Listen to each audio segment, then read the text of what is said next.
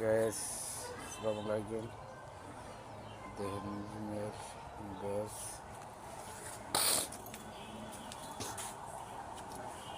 দেখেন কত সুন্দর চায়না যে দেখেন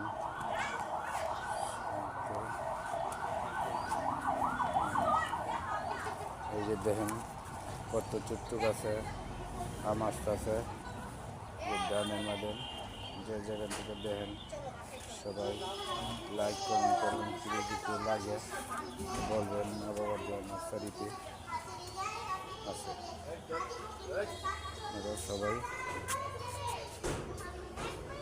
দেখেন।